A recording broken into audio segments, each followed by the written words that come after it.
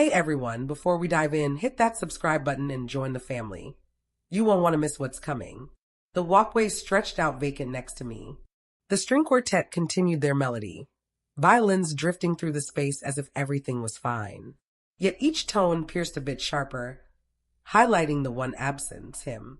My flower bundle seemed denser than expected. Ivory lilies, the type my father once picked up for my special days. Odd how their scent shifts when you're clutching them solo. Guests murmured as I proceeded. I sensed their gazes following the empty spot on my right. That void where a dad's arm belonged. I'd informed folks he was ill, that it happened quickly, that he regretted missing it. Falsehoods slip out smoother than sobs when eyeliner runs so high. The reality, he declined. My own father declined to escort me down the walkway. And it all stemmed from my stepmom, the lady who dedicated years crafting her ideal household portrait, claiming I was dimming her girl's shine. The melody rose. My grip clenched on the flowers. I grinned for the photographers, for my partner, for all those unaware of the turmoil hidden behind that expression. Then my phone vibrated, hidden discreetly in my gown's fold. A text, his name glowing. We have to chat. Even on my big day, he could still unsettle me. I glanced at the venue entrance, partly hoping he'd appear. He didn't. That's when it hit me. Perhaps the walkway was clear for a purpose. I was 16 when it all shifted. Dad encountered her at a property event. Victoria, she was sleek, captivating, draped in jewels and compliments. The sort of lady who could grin while scheming. I recall her chuckling at his every remark, lingering her hand on his sleeve a tad too long. Half a year on, she was settled in our home. I made an effort. Truly, I convinced myself Dad merits joy. But Victoria never sought a child. She sought a duplicate, and I didn't match her image. Her daughter, Megan, was a year my junior, gentle-voiced, impeccably attired, and naturally cherished. The type of young woman who never needed effort to be cherished. When Dad gazed at her, his expression eased in a manner unseen for ages. At me, he paused. It began with minor remarks on my outfits, my demeanor, my speech.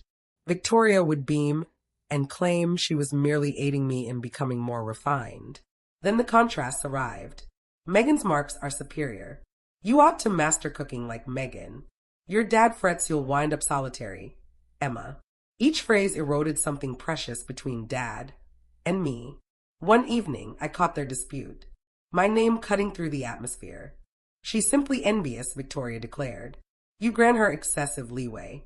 She's aiming to claim Megan's due. She's my child. Dad's tone faltered. Precisely, Victoria retorted. And she's exploiting that to sway you. That evening, Dad skipped my room as before. No gentle tap, no bedtime wish, only quiet. Weeks on, he skipped my vocal recital. Claimed he overlooked. Then my grad snapshots. Every skip a separate letdown. When I headed to university, Victoria waited by the vehicle and flashed that courteous, empty grin. Best wishes, Emma. Remember your roots, she uttered, like a caution, not goodwill. I faced Dad for a final embrace. He hugged me. But it seemed stiff, like strangers parting from obligation, not affection. That evening, unpacking in my room, I discovered a tiny silk pouch stashed in my bag. Within was my departed mom's pendant, the one Victoria had labeled gaudy. A message in Dad's script stated, your mother would beam. Never allow anyone to dull that spark. I grasped that pendant firmly, bowing silently to the lady I longed for most. When nobody flanks you, rise higher. The initial years solo felt like mastering breath in depths. University lacked glamour. Budget brews, restless evenings, used items galore. I served shifts amid lectures, acting my soles weren't throbbing, and my dignity wasn't wounded.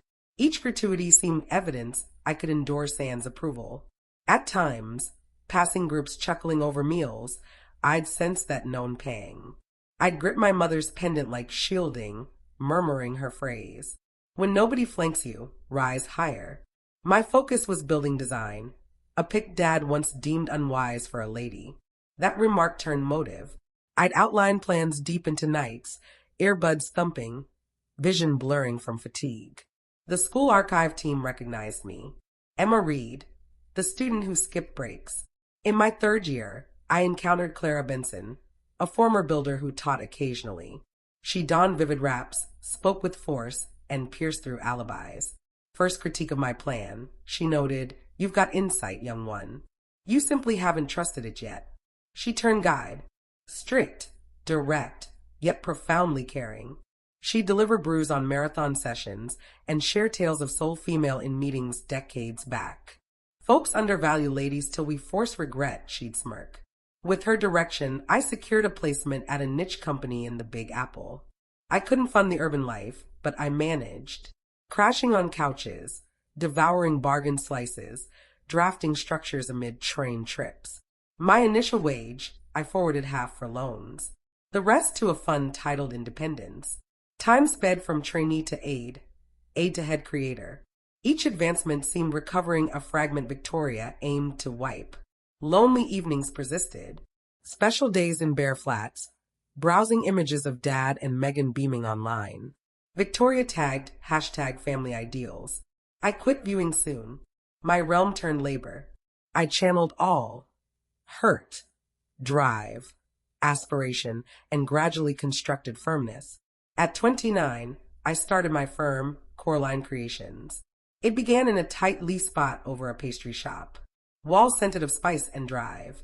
Customers trickled initially. Then buzz grew, the fresh builder reviving aged houses with heart. My debut major task was a neighborhood hub in the borough, backed by a group supporting female-led groups. At reveal, Clara sat up front glowing. "Your mom would have adored this," she murmured. "I hope so." By 32, I possessed the whole structure. By 33, my personal house. No estate, but owned. Each block, each support gained. Yet I hushed my wins. Web posts of dusks and mugs. Never meetings or deals. When Dad rang on festivities, I said I stayed occupied. He never probed deeper. At times I pondered if Victoria still saw me trailing Megan's glow. But on my office ledge, urban sparks below, I grasped. I wasn't taking. I was recovering what was mine. The note arrived Sunday midday. Brief, near remorseful. "Megan's tying the knot. She'd adore your presence." From Dad. No greeting. No nod to quiet years. Merely a courteous ask like a far relative, not his child. I eyed the message ages. One side urged a race. The inner child gripping the pendant hinted, perhaps now. Fortnight later, I entered the town I'd escaped. Same venue. Same colored panes that once painted my youth. Victoria noticed me initially. Her grin slim and strained, the sort ladies don when schemes falter. "Emma, you showed," she stated, flicking phantom specks from my arm as if claiming. "Naturally," I replied gently. Couldn't skip. Megan shone. Loose waves, ivory fabric, gaze warmer than her mom's. She embraced like past vanished. Briefly, I trusted. Then Dad. Hair sparse, posture dipped, but eyes identical. Wary known. "You seem years do that." I beamed. We swapped chit-chat. Skies, trips, surface only. But Victoria linking his arm revived the old throb. Some hurts don't split. They murmur beneath. Post-right, gathering at a rustic club. Sparkling lights, bubbly stacks, wealth abound. Victoria's realm. Folks queried my role, spouse, home. I stayed elusive. I'd mastered enigma as top reprisal. Then Victoria's salute. "Kin," she started, tone sticky warm, "isn't ties. It's devotion and care." She eyed me on devotion. My gut twisted. "Done." I applauded courteously, rose. Lovely words, I noted, beaming. But kin involves pardon too. Space hushed. Even Fiddler halted. In fact, I went on. "I share a bit. A reveal amid love and devotion fest." Victoria's gaze sharpened. "If you know me," I said. But Emma Reed, head and creator of Coraline Creations. My group just finished the fresh Central Art spot. Whisper spread. One murmured, "That spot?"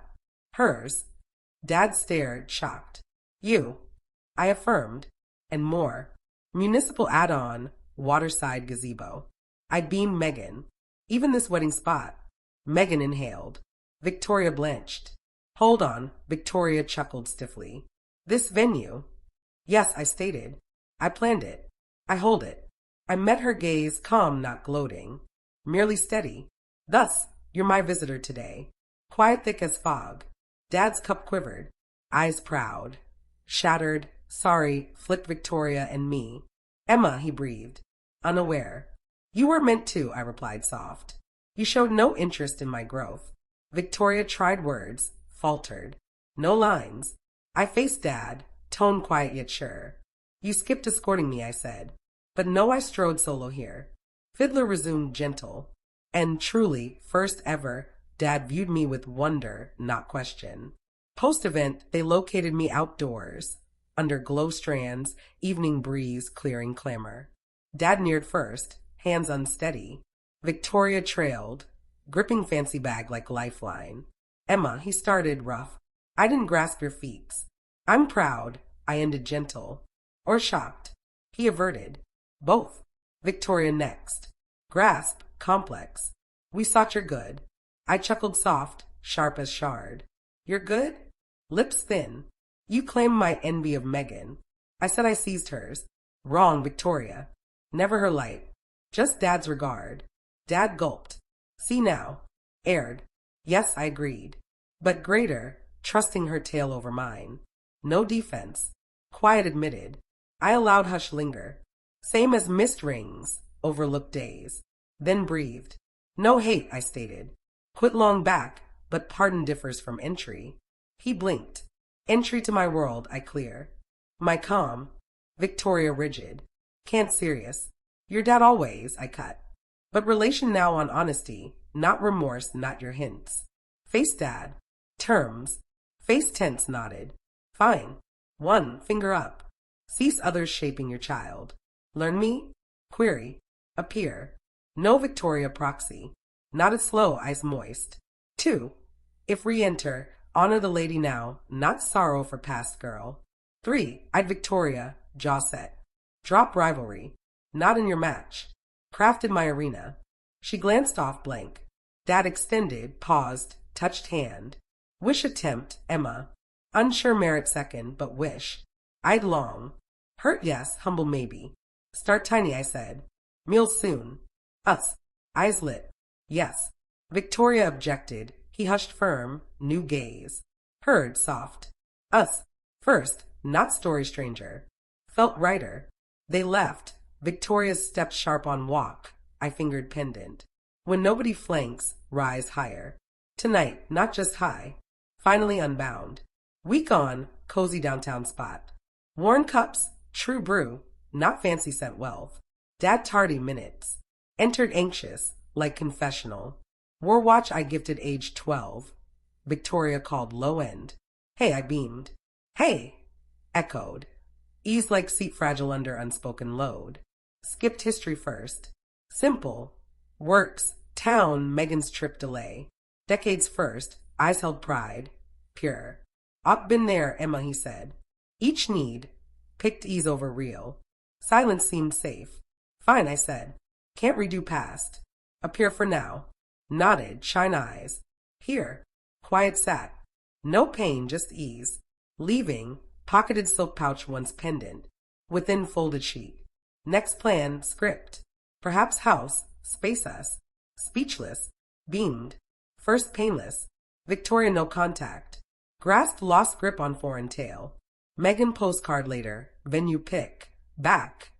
Thanks. Framed. Days flowed. Not flawless, true. Work expanded. Heart eased. Spring dawn, drafting worship space. Light through studio panes. Street joy below. Realized not for pay. For self. Girl once solo walk, wishing Dad there. Set tool, touched pendant, beamed. When nobody flanks, rise higher. Murmured, not shield, thanks. For walkway clear that day, but strider never lone.